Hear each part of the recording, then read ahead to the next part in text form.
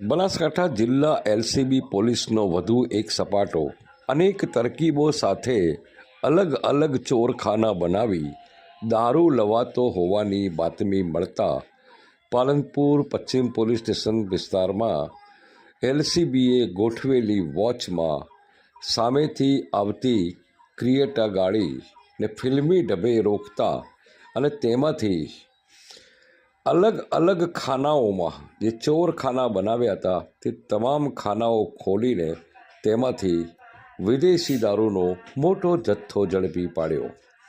10.5 લાખ ઉપરાંતનો વિદેશી દારૂનો જથ્થા સહિત મુદ્દામાલ તેમજ 2 ઈસમોની અટકાયત કરી પોલીસે કાયદેસરની કાર્યવાહી હાથ ધરી હતી। બનાસકાંઠા જિલ્લા પોલીસ વડાના માર્ગદર્શન હેઠળ સતત એલસીબી પોલીસ અત્યારે વિદેશી દારૂનો જથ્થો ઝડપી રહી છે।